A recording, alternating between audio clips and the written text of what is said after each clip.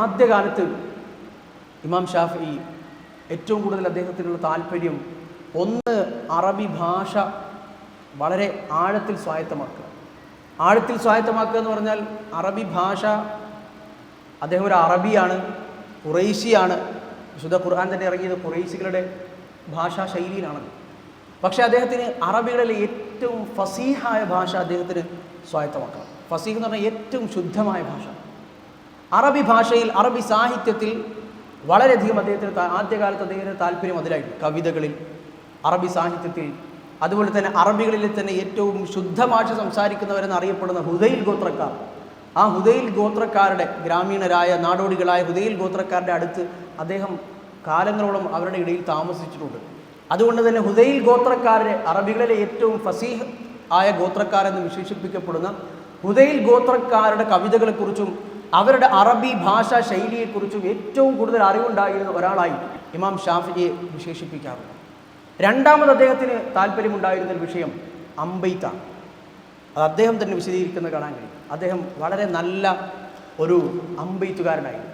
അദ്ദേഹത്തിൻ്റെ അദ്ദേഹം അമ്പെയ്ത്തിന് വേണ്ടി ചെലവഴിക്കുന്ന പ്രാക്ടീസിൻ്റെ സമയം കണ്ടിട്ട് അന്ന് അദ്ദേഹത്തെ പരിശോധിച്ച ഒരു വൈദ്യൻ പറഞ്ഞിട്ടുണ്ട്, ഇത്ര സമയം വെയിലത്ത് നിന്ന് പ്രാക്ടീസ് ചെയ്യരുത്, നിങ്ങളുടെ ശരീരത്തിന് പ്രശ്നമുണ്ടാകും. ഇമാം ഷാഫിഈ പറയും, കുന്തു ഉസീബു തിസ്അത മിനൽ അശറ, 10 എണ്ണം എഴുതാൽ 9 എണ്ണവും. അദ്ദേഹത്തിൻ്റെ സ്കോർ അതാണ്, 10ൽ 9. അമ്പെയ്ത്തിൽ കൃത്യമായി ലക്ഷ്യം തെറ്റാതെ ഉന്നത്തിൽ കൊള്ളിക്കാൻ ശേഷിയുള്ളയാളായിരുന്നു ഇമാം ഷാഫിഈ. അതുമാത്രമല്ല, നേരത്തെ പറഞ്ഞ ഹുദൈൽ ഗോത്രക്കാരുടെ കൂടെ നടന്നപ്പോൾ അദ്ദേഹത്തിന് പലവിധ അറിവുകൾ കിട്ടി.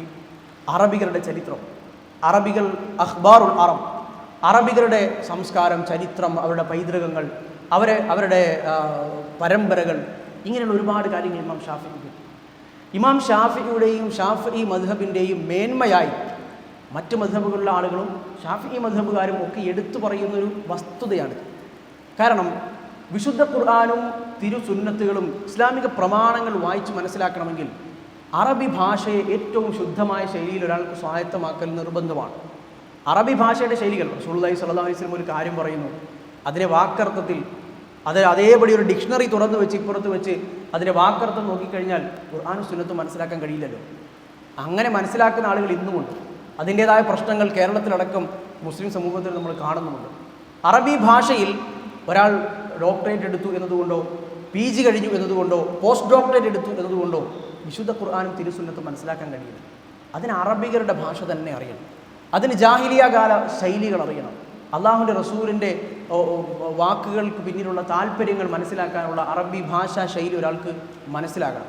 ഖുർആനിൽ ഇമാം ഷാഫിഈ അഭിമാനത്തോടുകൂടി പറയാറുണ്ടായിരുന്നു എന്ന് നമുക്ക് കാണാൻ കഴിയും. ഖുർആനിലെ ഏതൊക്കെ വാക്കുകളുണ്ടോ, ലഫ്ദുണ്ടോ, അതിനൊക്കെ അർത്ഥം എനിക്കറിയാതെ പോയിട്ടില്ല.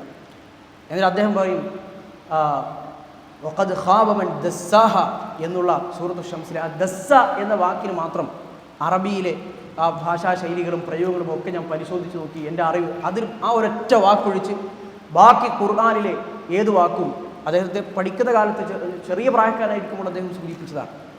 അതൊഴിച്ച് ഖുർആൻ ഒരൊറ്റ വാക്ക്, ആ വാക്കിൻ്റെ പിന്നാമ്പുറങ്ങൾ എന്താണ് ആ വാക്ക് അറബി ഭാഷാ ശൈലിയിൽ ഉപയോഗിക്കുന്നത്, എന്തിനാണത് ഉപയോഗിക്കുന്നത്, ഖുർആനിൽ അള്ളാഹു അവതരിപ്പിച്ചപ്പോൾ എന്ത് താല്പര്യങ്ങളൊക്കെയാണ് ഈ ഒരൊറ്റ വാക്കിന് പിന്നിൽ ഒളിഞ്ഞു കിടക്കുന്നത്, ഇതൊക്കെ എനിക്കറിയാം. ചരിത്രത്തിൽ ഇമാം അസ്മഈ എന്നറിയപ്പെടുന്ന ഒരു കഥാപാത്രമാണ്.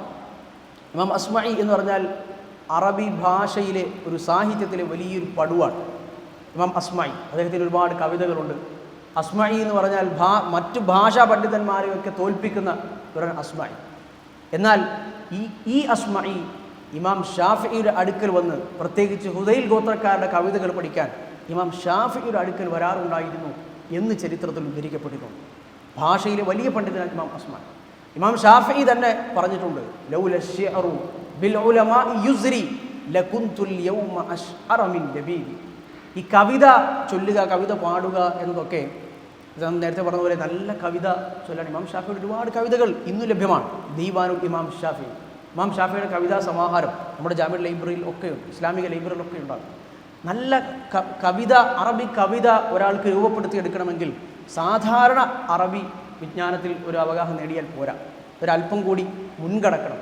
അറബിയിലെ ശൈലികൾ അറിയണം, എങ്ങനെ വാക്കുകളെ കോർത്തിണക്കാം എന്നറിയണം, എവിടെയൊക്കെ ഏതൊക്കെ വാക്കുകൾ പ്രയോഗിക്കാം എന്ന് മനസ്സിലാക്കണം. അതിനൊക്കെയും ഒരു കോർവ ഉണ്ടാകണം, അതിനൊക്കെയും ഒരു പ്രാസം ഉണ്ടാകണം. ഇതൊക്കെ വേണം. അപ്പോൾ ഇമാം ഷാഫി പറഞ്ഞു, ഈ കവിത പാടുക, കവിതയിൽ ഒരു കവിയായി അറിയപ്പെടുക എന്നത് ഒരു പണ്ഡിതനെ സംബന്ധിച്ചിടത്തോളം അദ്ദേഹത്തിൻ്റെ വില കുറയ്ക്കുന്നൊരു കാര്യമാണ്. ഇസ്ലാമിക പണ്ഡിതൻ എന്ന് പറയുമ്പോൾ, കവികൾ എന്ന് പറയുമ്പോൾ അവർ വേറൊരു തന്നെയാണ്. അവരൊരു ഭാവനയും അവരിതായി അങ്ങനെ ഒരു സാഹിത്യം ഇതായിട്ട് അങ്ങനെ നടക്കും. ഒരു പണ്ഡിതനെ സംബന്ധിച്ചിടത്തോളം ഒരു കവി എന്നറിയപ്പെടുന്നത്, ഒരു കവിതയുടെ പേരിൽ പ്രശസ്തി നേടുന്നത് അത്ര നല്ലൊരു കാര്യമാണ്. അപ്പോൾ ഇമാം ഷാഫി പറഞ്ഞു, അത് നല്ലത് അങ്ങനെ ആയതുകൊണ്ട് മാത്രമാണ് എന്ത് ചെയ്തത്, ഞാൻ ഒരുപാട് കവിതകൾ ഞാൻ പാടാത്തത്, കവിതയുടെ പേരിൽ ഞാൻ അറിയപ്പെടാൻ ആഗ്രഹിക്കാത്തത്. ഇല്ലായിരുന്നെങ്കിൽ അറബി സാഹിത്യത്തിലെയും അറബി കവികളിലെയും പ്രശസ്തനായ ലബീദ് ഇബ്നു റബീഅയേക്കാൾ ഞാൻ അറിയപ്പെടാൻ മാത്രമുള്ള, എനിക്ക് അത്രമാത്രം കവിതയിൽ അവഗാഹമുണ്ട് എന്ന് ഇമാം ഷാഫിയുടെ തന്നെ ഒരു കവിതയുണ്ട്. ഇമാം ഷാഫിയുടെ നിരവധി കവിതകൾ ഇസ്ലാമിക ചരിത്രത്തിൽ സുപ്രസിദ്ധമാണ്. പണ്ഡിതന്മാർ ഇസ്ലാമിക തത്വങ്ങൾ ഉൾക്കൊള്ളുന്ന നിരവധി ജീവിതത്തെക്കുറിച്ചുള്ള കാഴ്ചപ്പാടുകൾ പറയുന്ന, ഒരുപാട് അറിവുകൾ തരുന്ന, തൻ്റെ യാത്രകളെക്കുറിച്ച് പറയുന്ന, ഒരു ദീന് പഠിക്കുന്ന ഒരു വിദ്യാർത്ഥിക്കുണ്ടാകേണ്ട ഗുണഗണങ്ങളെക്കുറിച്ച് പറയുന്ന, അങ്ങനെ നിരവധി കവിതകൾ ഇമാം ഷാഫിയുടേതായി ഇസ്ലാമിക ചരിത്രത്തിൽ ഇന്നും നാം നേരത്തെ പറഞ്ഞതുപോലെ ഇമാം ഷാഫിയുടെ ദീവാൻ കവിതാ സമാഹാരത്തിൽ ഉദ്ധരിക്കപ്പെട്ടിട്ടുണ്ട്. അങ്ങനെ ഇമാം ഷാഫി ഈ പറഞ്ഞതുപോലെ ആദ്യകാലത്ത് ഇങ്ങനെ പല ഗോത്രങ്ങളുടെ അടുത്ത് പോകും, ഇങ്ങനെ അറബി ഭാഷ ഹുദൈൽ ഗോത്രക്കാർക്ക് പഠിക്കും, അറബിയിൽ ഏറ്റവും ശുദ്ധമായ ഭാഷ നേടിയെടുക്കാൻ ശ്രമിക്കും, അമ്പെയ്ത്തും മറ്റു കാര്യങ്ങളൊക്കെ നടക്കും. അപ്പോൾ ഇമാം ഷാഫിക്ക് ദീനി കാര്യങ്ങളോട് പഠിക്കാനുള്ള ഒരു താല്പര്യം അദ്ദേഹത്തിന് ഉണ്ടായിരുന്നില്ല. അദ്ദേഹം അങ്ങനെ പഠിച്ചിരുന്നില്ല. അതിന് ചില സംഭവങ്ങൾ ഒരു കാരണമായി പറയുന്നു. ചില ആളുകൾ, ഒരിക്കൽ അദ്ദേഹം ഒരു ഗോത്രത്തിൽ ഇങ്ങനെ ചുറ്റി നടക്കുകയായിരുന്നപ്പോൾ ഒരാളിങ്ങനെ ഇദ്ദേഹത്തിൻ്റെ കവിതയും അതുപോലെ തന്നെ ഇദ്ദേഹത്തിൻ്റെ അമ്പെയ്ത്തിലെ നൈപുണ്യമൊക്കെ അറിയാം. അപ്പോൾ അദ്ദേഹത്തോടൊന്ന് ചോദിച്ചു, ഒരു ആർത്തവകാരിയ ഒരു സ്ത്രീ, ഹൈദുള്ളൊരു സ്ത്രീയെക്കുറിച്ചുള്ള മസാല നിനക്ക് അറിയും? മനഃപൂർവ്വം ചോദിച്ചതാണ്. ഒരു ദിവസം ഹൈദുണ്ടാകുകയും പിന്നെ അടുത്ത ദിവസം ഹൈദ് ഉണ്ടാകാതിരിക്കുകയും ചെയ്താൽ ആ സ്ത്രീയുടെ ഇബാദത്തിൻ്റെയും മറ്റിൻ്റെയൊക്കെ വിധി നിനക്കെന്താണെന്ന് അറിയൂ? ഇമാം ഷാഫി പറഞ്ഞു, ലാ അദ്രി, എനിക്കറിയില്ല. അപ്പോൾ അയാൾ ഇമാം ഷാഫിയോട് പറഞ്ഞു, നീ ഇപ്പോൾ ചെയ്തുകൊണ്ടിരിക്കുന്ന അറബി ഭാഷ പഠിച്ചുകൊണ്ടിരിക്കുക, നീ ഇപ്പോൾ ചെയ്തുകൊണ്ടിരിക്കുന്ന ഒരു പണി, ഇങ്ങനെ അറബികൾക്കിടയിൽ ഭാഷയും കവിതയും അറബികളുടെ ചരിത്രവും ഇതൊക്കെ പഠിച്ചുകൊണ്ടിരിക്കുക എന്ന് പറഞ്ഞാൽ ഇതൊന്നും പഠിച്ചില്ലെങ്കിലും അത്ര പ്രശ്നമൊന്നുമില്ല. ഇതൊന്നും ഒരാൾക്ക് അറിഞ്ഞില്ലെങ്കിലും ഇതൊരു സുന്നത്ത് നിസ്കാരം പോലെയാണ്. പഠിച്ചാൽ ഏറ്റവും നല്ലത്, അതിൻ്റെ മഹത്വമുണ്ട്, ശ്രേഷ്ഠതയുണ്ട്, അതൊന്നും ഇല്ല എന്നല്ല. പക്ഷെ അതിനേക്കാൾ ഒരു മനുഷ്യന് നിത്യജീവിതത്തിൽ ആവശ്യമായ ഫിഖ്, ഇസ്ലാമിൻ്റെ വിധികൾ, കർമ്മശാസ്ത്രം, ദീന് പഠിക്കുക, ഖുർആനും സുന്നത്തും പഠിക്കുക, ഇതൊന്നും പഠിക്കാതല്ലോ നീ ഇത് പഠിക്കുന്നത്. അപ്പോൾ നീ ഇപ്പോൾ സംഭവിച്ചുകൊണ്ടിരിക്കുന്നത് ഫറദിനേക്കാൾ ഇപ്പോൾ സുന്നത്ത് നിസ്കരിച്ചുകൊണ്ടിരിക്കുകയാണല്ലോ. അപ്പോൾ ഫറദ് നിസ്കരിക്കാൻ ശ്രമിച്ചുകൂടെ എന്നായാലും ഇമാം ഷാഫിയോട് ചോദിച്ചു. അതായിരുന്നു ഇമാം ഷാഫിയുടെ ജീവിതത്തിൽ പിന്നെ ഫിഖ് പഠിക്കാനുള്ളൊരു വഴിത്തിരിവ് എന്ന് ചരിത്രത്തിൽ ഉദ്ധരിക്കപ്പെട്ടിട്ടുണ്ട്. അതിനുശേഷം ഇമാം ഷാഫി മക്കയിലെ മുഫ്തിയായിരുന്ന ഇമാം സഞ്ജിയുടെ അടുത്തേക്ക് പോയി അവിടെ നിന്ന് പഠിച്ചു. അതുപോലെ തന്നെ അതിനുശേഷം പിന്നെ അദ്ദേഹം, ഇമാം ഷാഫി സഞ്ചരിക്കാത്ത പ്രദേശങ്ങളില്ല. അത്രയധികം ആ കാലത്ത് യാത്ര ചെയ്ത ഇമാമുമാർ അന്നും വളരെ കുറവാണ്. ഇമാം ഷാഫി അതിലൊരു മനുഷ്യനാണ്. മക്കയിൽ നിന്ന് പഠിച്ചു, മദീനയിൽ ഇമാം മാലിക്കിൻ്റെ അടുത്ത് പോയി പഠിച്ചു, യമനിൽ പോയി പഠിച്ചു, മിസ്റിൽ പോയി, ബഗ്ദാദിൽ പോയി പഠിക്കാനും ജീവിതകാലം തുടനീളം ബഗ്ദാദിലൊക്കെ അദ്ദേഹം എത്തുമ്പോഴും 34 വയസ്സിലധികം കഴിഞ്ഞിരുന്ന സമയത്ത് അദ്ദേഹം അന്നത്തെ ഹനഫി ഫിഖ് പഠിച്ചത് ചരിത്രത്തിൽ ഉദ്ധരിക്കപ്പെടുന്നു. 34 വർഷങ്ങൾക്ക് വയസ്സിന് ശേഷം. അങ്ങനെ അദ്ദേഹം നിരവധി യാത്രകൾ ചെയ്തു. പക്ഷേ ചെറുപ്പത്തിൽ, നമ്മൾ നേരത്തെ പറഞ്ഞതുപോലെ ചെറുപ്പത്തിൽ ഇതൊക്കെ പഠിക്കുമ്പോൾ ഇമാം ഷാഫി വളരെ ചെറുപ്പത്തിൽ തന്നെ ഇതൊക്കെ വളരെ ചെറുപ്പത്തിലാണ് നടക്കുന്നത്. 7ാമത്തെ വയസ്സിൽ ഇമാം ഷാഫി വിശുദ്ധ ഖുർആൻ മനഃപ്പാഠമാക്കിയിരുന്നു. 10ാമത്തെ വയസ്സിൽ അന്നത്തെ ഹദീസ് ഗ്രന്ഥമായ ഇമാം മാലിക്കിൻ്റെ മുവത്ത ഇമാം ഷാഫി മനഃപ്പാഠമാക്കിയിരുന്നു. അതുകൊണ്ട് ഇമാം ഷാഫിയുടെ ഒരു വാചകം കാണാൻ കഴിയും, ഈ ഭൂമുഖത്ത് ഖുർആൻ കഴിഞ്ഞാൽ പിന്നെ ഏറ്റവും സഹീഹായ ഗ്രന്ഥം ഇമാം മാലിക്കിൻ്റെ മുവത്ത ആണ്. അപ്പോൾ നമുക്കൊരു സംശയം തോന്നും, നമ്മൾക്കിപ്പോൾ ഇത്ര നാളും കേട്ടത് ഇമാം ബുഖാരിയുടെ സഹീഹാണെന്നാണല്ലോ. ഖുർആനിന് ശേഷം ഇമാം ബുഖാരിയുടെ സഹീഹാണല്ലോ ഈ ലോകത്തെ ഏറ്റവും അസഹായ ഗ്രന്ഥം. അപ്പോൾ എന്താ ഇമാം ഷാഫി ഇമാം മാലിക്കിൻ്റെ മുവത്ത ആണെന്ന് പറഞ്ഞത്? കാരണം അന്ന് ഇമാം ബുഖാരി ജനിച്ചിട്ട് കൂടിയില്ല. ഇമാം ബുഖാരി അന്നില്ല. ഇമാം ബുഖാരിയുടെ ഉസ്താദിൻ്റെ ഉസ്താദാണ് ഇമാം ഷാഫി. ഇമാം ബുഖാരിയുടെ ഒട്ടേറെ ഉസ്താദുമാർ ഇമാം ഹുമൈദി, ഇമാം ഇസ്ഹാഖ് ബിൻ റാഹവൈഹി, ഇമാം അഹ്മദ് ബിൻ ഹംബൽ, ഇവരൊക്കെ ഇമാം ബുഖാരിയുടെ ഉസ്താദ്മാരാണ്. ഇവരൊക്കെ ഇമാം ഷാഫിയുടെ ശിഷ്യന്മാരാണ്. അപ്പോൾ അന്ന് നിലവിലുള്ള ഇസ്ലാമിക ലോകത്ത് ആദ്യമായി ഹദീസുകൾ വ്യവസ്ഥാപിതമായി ക്രോഡീകരിക്കപ്പെട്ട ആദ്യത്തെ ഗ്രന്ഥം എന്ന് പറയുന്നത് ഇമാം മാലിക്കിൻ്റെ മുവത്ത ആണ്. അത് അദ്ദേഹം എന്ത് ചെയ്തു? ആദ്യം ഖുർആൻ ഹിഫ്ളാക്കി. രണ്ടാമത് എന്ത് ചെയ്തു? അദ്ദേഹം ഹദീസുകൾ ഹിഫ്ളാക്കുന്നതിൻ്റെ അദ്ദേഹം പഠിക്കുന്നതിൻ്റെ ഭാഗമായി ഇമാം മാലിക്കിൻ്റെ മുവത്ത പൂർണ്ണമായും അദ്ദേഹം മനഃപ്പാഠമാക്കുകയും ചെയ്തു. അതും കഴിഞ്ഞതിന് ശേഷമാണ് പിന്നെയും അദ്ദേഹത്തിൻ്റെ 13-14 വയസ്സിൽ മദീനയിലേക്ക് പോകുന്നതും ഇമാം മാലിക്കിൻ്റെ അടുത്ത് ഈ മുവത്ത ഓതി കേൾപ്പിക്കുന്നതും ഇമാം മാലിക്കിൻ്റെ അടുത്ത് നിന്ന് പഠിക്കുന്നത്. ഇമാം മാലിക്കിൻ്റെ മരണം വരെ ഇമാം ഷാഫി അദ്ദേഹത്തിൻ്റെ ശിഷ്യനായിരുന്നു. അദ്ദേഹം ഇടയ്ക്ക് മക്കയിലേക്ക് വരും, യാത്രയൊക്കെ ചെയ്യുമെങ്കിലും ഇടയ്ക്കിടെ മദീനയിൽ വരും, മാലിക്കിനെ അടുത്ത് പഠിക്കും. അദ്ദേഹം അങ്ങനെ ഇമാം മാലിക് റഹ്മത്തുള്ളാഹി അലൈഹി മരിക്കുന്നത് വരെ അദ്ദേഹം ഇമാം മാലിക്കിൻ്റെ ശിഷ്യനായിരുന്നു എന്ന് ചരിത്രത്തിൽ കാണാൻ കഴിയും. അതുകൊണ്ട് തന്നെ ഇമാം ഷാഫി പിന്നീട് വന്നപ്പോൾ അദ്ദേഹത്തിൻ്റെ അറബി ഭാഷയിലെ നൈപുണ്യം അദ്ദേഹത്തിന് ഫിഖ്ഹിൽ, ഇസ്ലാമിക ശരീഅത്തിൽ ഖുർആനും സുന്നത്തും മനസ്സിലാക്കുന്നതിൽ അദ്ദേഹത്തെ ഒട്ടേറെ സഹായിച്ചിട്ടുണ്ട്.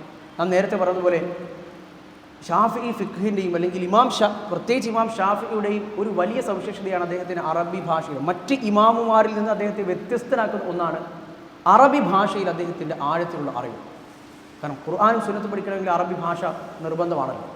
അത് മറ്റ് ഇമാമുമാരേക്കാൾ കൂടുതൽ അറബി ഭാഷയിൽ ആഴത്തിൽ അവഗാഹം നേടാൻ നേരത്തെ പറഞ്ഞ ഇമാം അസ്മഇയെ പോലുള്ള ഭാഷാ പണ്ഡിതന്മാർ അദ്ദേഹത്തിൽ പഠിക്കുന്ന രൂപത്തിലുള്ള അവഗാഹം നേടാൻ ഇമാം ഷാഫിക്ക് കഴിഞ്ഞു എന്നതാണ്. അങ്ങനെ അദ്ദേഹത്തിൻ്റെ പഠനം ഇങ്ങനെ തുടർന്നുകൊണ്ടേയിരുന്നു. മക്കയിൽ നാം നേരത്തെ സൂചിപ്പിച്ചതുപോലെ മക്കയിൽ പഠിച്ചു. പിന്നെ അദ്ദേഹം മദീനയിലെത്തി. ഇമാം മാലിക് റഹ്മത്തുള്ളാഹി അലൈഹിയുടെ അടുത്തുനിന്ന് പഠിച്ചു. മദീനയിലേക്കുള്ള അദ്ദേഹത്തിൻ്റെ യാത്ര അദ്ദേഹം വിശദീകരിക്കുന്ന കാണാൻ കഴിയും. കവിളത്തും ഇതൊന്നും രോമമൊന്നും ഇല്ലാത്തൊരു 14-13 വയസ്സുള്ള സമയത്താണ് അദ്ദേഹം മദീനയിലേക്ക് പോകുന്നത്. വളരെ ചെറിയ കുട്ടിയാണ്. ഇമാം മാലിക്കിൻ്റെ അടുത്തെത്തി. മക്കയിൽ നിന്ന് മദീനയിലേക്ക് എത്തുന്ന ആ ഒരു വഴിദൂരം ഏകദേശം 1-2 ഒരാഴ്ച കൂടിപ്പോയി 10 ദിവസം എടുക്കുന്ന ആ ഒരു വഴിദൂരം, അതിനിടയിൽ അദ്ദേഹം പറയുന്നത് കാണാൻ കഴിയും. അന്ന് അദ്ദേഹം 16 തവണ വിശുദ്ധ ഖുർആൻ ഖത്മ് ചെയ്തു.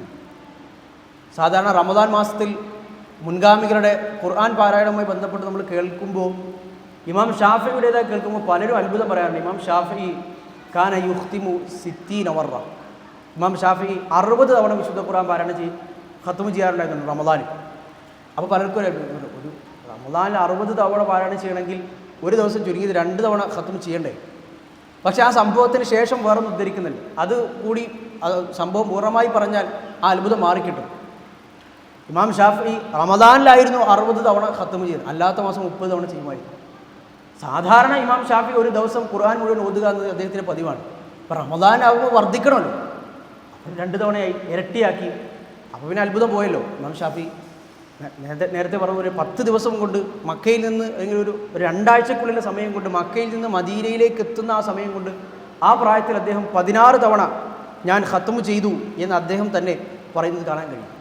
അദ്ദേഹം മദീനയിലേക്ക് പുറപ്പെടാൻ നേരത്തെ അദ്ദേഹത്തിന് നേരത്തെ പറഞ്ഞ പോലെ അദ്ദേഹത്തിൻ്റെ കയ്യിൽ കാശില്ലായിരുന്നു, പൈസ ഇല്ലായിരുന്നു, സമ്പത്തില്ലായിരുന്നു. അദ്ദേഹത്തിൻ്റെ ഉമ്മ അദ്ദേഹം തന്നെ ആ സംഭവമൊക്കെ ഉദ്ധരിക്കുമ്പോൾ തുടക്കത്തിൽ പറയുന്നതാണ്, എൻ്റെ ഉസ്താദിന് കൊടുക്കാൻ, എന്നെ പഠിപ്പിക്കുന്ന ഒരാൾക്ക് എന്തെങ്കിലും കൊടുക്കാൻ, എൻ്റെ അറിവ് നേടുന്ന ആ ഒരു യാത്രയിൽ എന്തെങ്കിലും എനിക്ക് തരാൻ പോലും എൻ്റെ ഉമ്മയുടെ കയ്യിൽ ഒന്നും ഉണ്ടായിരുന്നില്ല. അദ്ദേഹം യത്തീമായിരുന്നു. അദ്ദേഹം മക്കയിൽ നിന്ന് പുറത്തിറങ്ങിയപ്പോൾ മക്കയുടെ ഒരു പരിസര പ്രദേശങ്ങളിൽ ഇങ്ങനെ നിന്നപ്പോൾ അവിടെ മരുഭൂമിയിൽ ഒരു യാത്രാസംഘം ടെൻ്റ് ഇങ്ങനെ താമസിക്കുന്നു. അപ്പോൾ അദ്ദേഹം അവരുടെ അടുത്തേക്ക് നടന്നു. മദീനയിലേക്ക് പോകാൻ ലക്ഷ്യം. അവരുടെ അടുത്ത് ചെന്നപ്പോൾ അവർ വട്ടം കൂടിയിരുന്നു ഭക്ഷണം കഴിക്കുകയാണ്.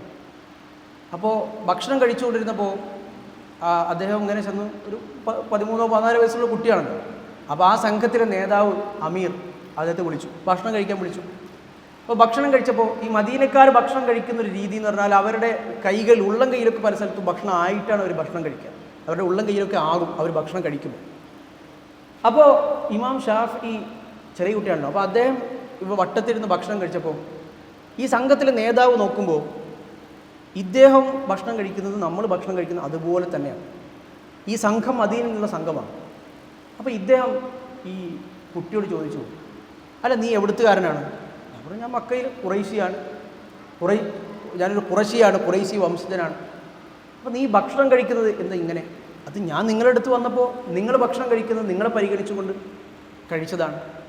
അപ്പോൾ അദ്ദേഹം അതിൻ്റെ പേരിൽ അദ്ദേഹത്തിന് ഇമാം ഷാഫിയെ ഇഷ്ടപ്പെട്ടു എന്ന് ചരിത്രത്തിൽ കാണാൻ കഴിയും. കാരണം നമ്മളായാലും ഒരു സമൂഹത്തിനെ അടുത്ത് ചെല്ലുമ്പോൾ ആ സമൂഹത്തിൻ്റെ ഇതിലുള്ള ആചാരങ്ങൾ, അവരുടെ മര്യാദകൾ, അവരുടെ സമ്പ്രദായങ്ങളൊക്കെ ദീനിന് വിരുദ്ധമല്ല എങ്കിൽ അവരുടെ ഇതൊക്കെ പരിഗണിക്കുകയും അവരുടെ ബാക്കി കാര്യങ്ങളും സംസ്കാരങ്ങളൊക്കെ ഒത്തുപോകുന്ന രൂപത്തിൽ അവരോട് ഇടപെടുകയും ചെയ്യുക എന്ന് പറയുന്നത് ഒരു നല്ലൊരു മനുഷ്യൻ്റെ മര്യാദയാണത്.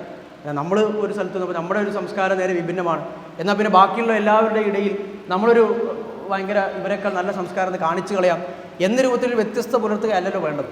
അവരെ സംസ്കാരങ്ങൾ പരിഗണിക്കേണ്ടി വരും, അവരുടെ ഒരു സമ്പ്രദായങ്ങളൊക്കെ ഉണ്ടാകും, അതൊക്കെ നമ്മൾ വകവെച്ച് കൊടുക്കേണ്ടി വരും ദീനിന് എതിരല്ലാത്ത കാലത്താണ്.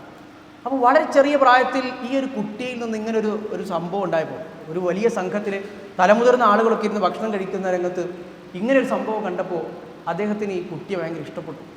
അപ്പോൾ ചോദിച്ചു, എന്താണ് നീ ഇപ്പോൾ എങ്ങോട്ടാണ് പോകുന്നത്, എന്താണ് നിൻ്റെ ഉദ്ദേശം?